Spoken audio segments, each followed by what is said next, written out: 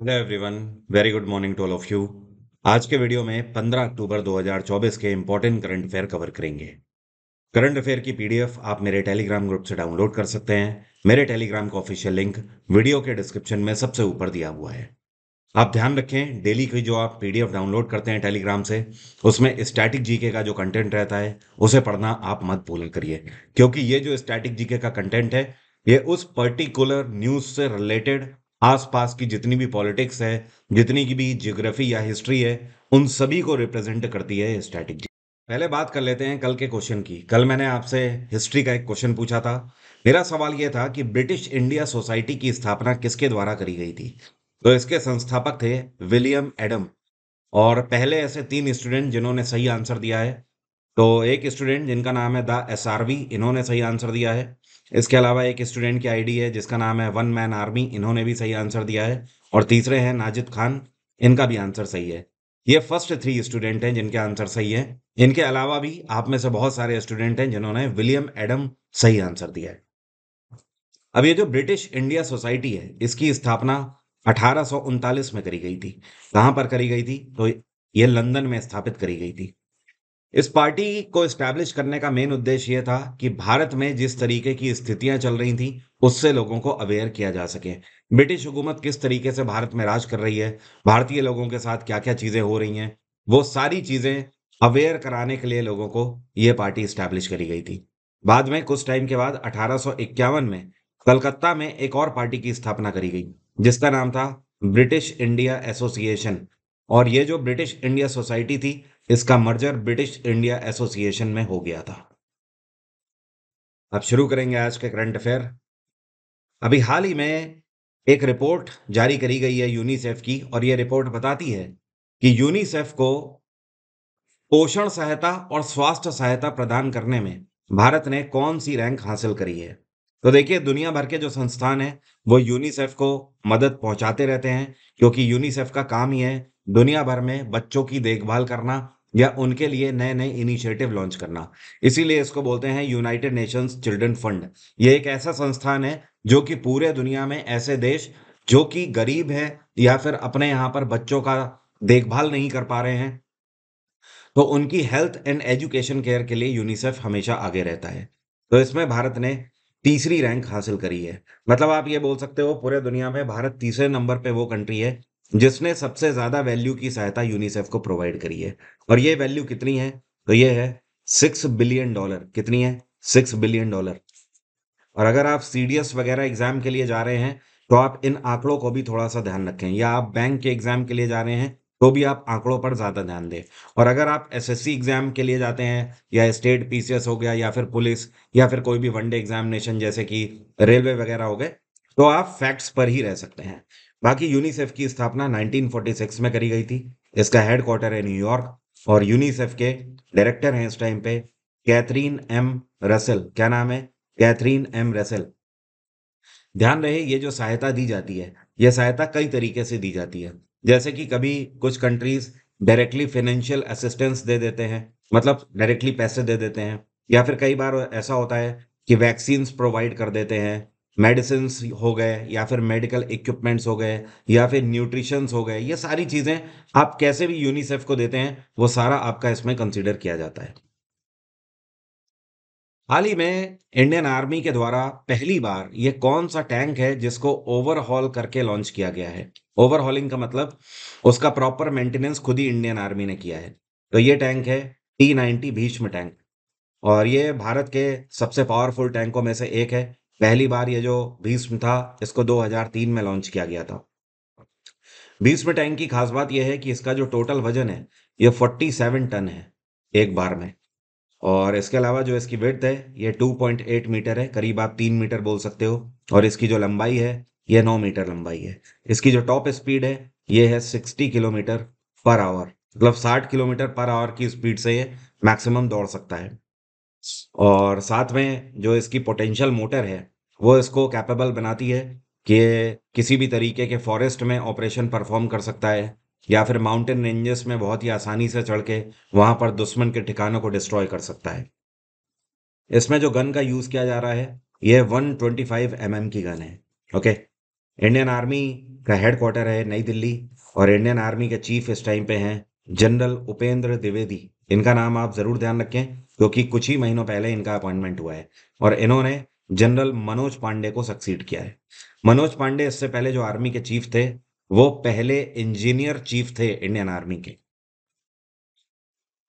जम्मू कश्मीर में राष्ट्रपति शासन फाइनली हट गया है। अभी आपको पता ही होगा, आप लोग न्यूज़ वगैरह देखते रहते हैं कि जम्मू कश्मीर में विधानसभा के इलेक्शन हुए थे और इलेक्शन के बाद फाइनली यहाँ पर एक नई सरकार बन गई है। तो इस सरकार का नेतृत्व कौन करेंगे? तो अब इसके मुख्यमंत्री होंगे उमर अब्दुल्ला। और उमर अब्दुल्ला की पार्टी का नाम क्या है? तो इनकी पार्टी, जिसको जाना जाता है नेशनल कॉन्फ्रेंस के नाम से, क्या नाम है? National conference party. और जम्मू कश्मीर में अगर बात करें तो यहाँ पर जो राष्ट्रपति शासन है वो साल 2019 में लगाया गया था। तो करीब आप बोल सकते हो 6 सालों तक यहाँ पर राष्ट्रपति शासन लगा रहा है। उससे पहले 2018 में ये स्थितियां तब बनी थी जब पीडीपी और बीजेपी गवर्नमेंट जो थी वो यहाँ पर कोलैप्स कर गई थी 19 जून 2018 को। फिर 2019 में आर्टिकल 370 को हटा दिया गया केंद्र सरकार के द्वारा और उस टाइम से ही राष्ट्रपति शासन यहाँ पर लगा था। राष्ट्रपति शासन के लिए हमारे संविधान में आर्टिकल 356 में प्रावधान है। तो अब यहाँ पर जो नेशनल कॉन्फ्रेंस के वाइस प्रेसिडेंट उमर अब्दुल्ला हैं वो अब नेक्स्ट चीफ मिनिस्टर होंगे जम्मू कश्मीर के। नाम आप ध्यान रखें, यह इंपॉर्टेंट न्यूज़ है। हाल ही में हिंदुस्तान एरोनॉटिक्स लिमिटेड जो है ये भारत की कौन से नंबर की महारत्न कंपनी बन गई है? तो एचएएल जो है ये भारत की 14वें नंबर की महारत्न कंपनी का दर्जा इसको मिल गया है। इससे पहले भारत में 13 ऐसी कंपनी थी जिनको महारत्न कंपनी का दर्जा मिला हुआ था। एचएएल का बिजनेस लगातार बढ़ता गया जिसकी वजह से अब इसको महारत्न कैटेगरी में शामिल कर लिया गया है। अब देखिए इसका फायदा क्या होगा। जब कोई कंपनी महारत्न कंपनी बन जाती है तो वो अपने टोटल नेट वर्थ का 15% इन्वेस्ट कर सकती है। तो अब हिंदुस्तान एरोनॉटिक्स लिमिटेड टोटल इनकी जितनी नेट वर्थ है उसका 15% ये निवेश कर पाएंगे। इतना ही नहीं, अगर कोई भी फॉरेन कंपनी है तो उसमें भी ये निवेश कर सकते हैं। 5,000 करोड़ तक का निवेश कर सकते हैं। और सबसे बड़ी बात यह है कि 5,000 करोड़ तक का निवेश करने के लिए इनको सेंट्रल गवर्नमेंट से पूछने की जरूरत नहीं है। उनसे विदाउट अप्रूवल ये अपनी मर्जी से निवेश कर पाएंगे। एचएएल की स्थापना 1940 में करी गई थी। इसका हेडक्वार्टर है बैंगलोर और इस टाइम पर एचएएल के चीफ हैं सीबी अनंत कृष्णन। क्या नाम है? सीबी अनंत कृष्णन।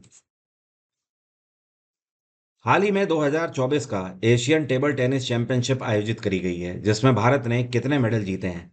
तो भारत ने टोटल 3 मेडल जीते हैं और तीनों के तीनों ब्रोंज मेडल हैं। और इसमें आप दो नाम जरूर ध्यान रखें। भारत ने जो 3 में से 2 मेडल जीते हैं वो मिक्स्ड डबल में जीते हैं। तो ये विमेंस डबल पेयर है जिनमें से एक खिलाड़ी हैं जिनका नाम है आयहिका मुखर्जी और दूसरी हैं जिनका नाम है सुतीर्था मुखर्जी। इन दोनों ने मिलकर ब्रोंज मेडल जीता हुआ है। ऐसा पहली बार हुआ है जब एशियन टेबल टेनिस चैंपियनशिप में भारत की तरफ से विमेंस डबल में कोई मेडल आया हो। ठीक है। दूसरी तरफ भारतीय टीम की जो मेंस कैटेगरी टीम थी इन्होंने भी ब्रोंज मेडल जीता है। तो मेंस कैटेगरी टीम ने लगातार तीसरी बार ब्रोंज जीता है बट महिलाओं वाली टीम कैटेगरी ने पहली बार ब्रोंज मेडल जीता है। या फिर कोई भी मेडल आप बोल सकते हो।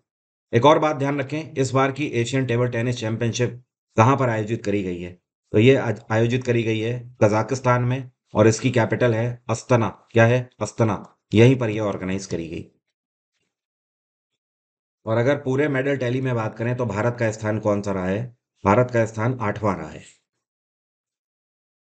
वर्ल्ड स्टैंडर्ड्स डे कौन सा दिन मनाया गया जिसको बोलते हैं हिंदी में विश्व मानक दिवस? तो ये 14 अक्टूबर को हर साल मनाया जाता है। यह दिवस पहली बार वर्ल्ड वॉर सेकेंड के बाद 1946 में मनाया गया था। 1946 में उस टाइम पर 25 देश एक साथ आए थे लंदन में और उन्होंने फैसला लिया था कि वर्ल्ड लेवल पर एक ऐसी ऑर्गेनाइजेशन होनी चाहिए जो कि हर चीज को लेकर स्टैंडर्ड डिसाइड करे। ध्यान रहे जब किसी भी चीज के लिए मानक बनाए जाते हैं तो वहां पर जो क्वालिटी होती है वो उस प्रोडक्ट की उभर कर आती है। इस बार की इसकी थीम रही है advancing health equity through standards. ये कौन सा देश है जिसको आईएसएसएफ जूनियर वर्ल्ड कप 2025 के लिए होस्टशिप दे दी गई है? मतलब ये देश है जो कि मेजबानी करेगा 2025 के आईएसएसएफ जूनियर वर्ल्ड कप की। तो ये इस बार होस्टशिप भारत को दे दी गई है। ISSF जिसको बोलते हैं इंटरनेशनल शूटिंग स्पोर्ट्स फेडरेशन। तो आप एक तरीके से बोल सकते हो शूटिंग का जो जूनियर कैटेगरी है उसका वर्ल्ड कप 2025 का भारत में ही आयोजित किया जाएगा। और ISSF के जो प्रेसिडेंट हैं इनका नाम है ल्यूसियानो रोसी। क्या नाम है? ल्यूसियानो रोसी। ये भारत की यात्रा पर थे 3 दिन की, और नई दिल्ली में ही ये फैसला लिया गया है इनकी इसी यात्रा के दौरान। तो अगले साल पूरे भारत की तरफ से अगर देखा जाए तो 23 इंडियन शूटर्स इसमें हिस्सा लेंगे और दुनिया भर के कई और शूटर्स आएंगे, तब ये प्रतियोगिता आयोजित करी जाएगी। भारत का ये कौन सा ऐसा तीसरा राज्य बन गया है जिसने जाति सर्वेक्षण शुरू कर दिया है? जाति सर्वेक्षण का मतलब एक ऐसा सर्वे जो कि कास्ट बेसिस पर होता है। एक तो होता है नॉर्मल सर्वे या फिर जनगणना आप बोल सकते हो कि हाँ भाई टोटल इस राज्य की कितनी जनगणना है या देश की कितनी जनगणना है। यहाँ पर बात हो रही है कास्ट बेसिस पर सर्वे किया जाएगा। तो ये तीसरा राज्य बन गया है तेलंगाना। तेलंगाना में अभी कुछ ही टाइम पहले विधानसभा के इलेक्शन हुए हैं और यहाँ पर कांग्रेस की सरकार आई थी। कांग्रेस की तरफ से यहाँ के जो मुख्यमंत्री बनाए गए थे ये हैं ए रेवांत रेड्डी। कौन है? ए रेवांत रेड्डी। और इससे पहले भारत के जो 2 राज्य हैं, पहला था आंध्र प्रदेश जिसने जातीय जनगणना करी है, और दूसरा जो है ये रहा बिहार। बिहार के बाद तीसरा बन गया है तेलंगाना। यहाँ पर जो जनगणना होगी वो ओबीसी कैटेगरी को अलग करेगी, एससी कैटेगरी को अलग करेगी और एसटी कैटेगरी को अलग करेगी।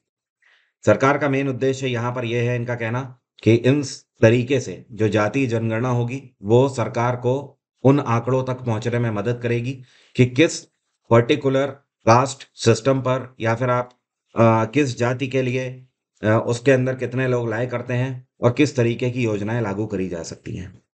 इसके लिए एक कमीशन भी बनाया गया है। इस कमीशन के जो चेयरपर्सन बनाए गए हैं ये हैं जस्टिस शमीम अख्तर। क्या नाम है इनका? शमीम अख्तर। ठीक है।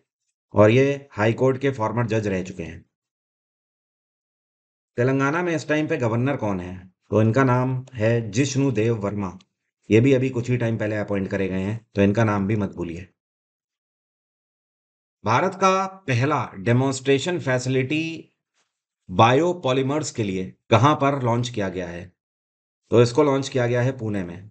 अब आई एम श्योर कई लोगों को नहीं पता होगा बायोपॉलिमर्स होते क्या हैं। देखिए है क्या, ये ऐसे पॉलीमर्स होते हैं जिनका यूज किया जाता है प्लास्टिक को खत्म करने के लिए। ठीक है। मतलब एक तरीके से आप बोल सकते हो ये प्लास्टिक को पूरे तरीके से डिस्पोज करने का काम करते हैं, या आप बोल सकते हो डिकम्पोज करने का काम करते हैं। तो ऐसे पॉलीमर्स बनाए जाते हैं।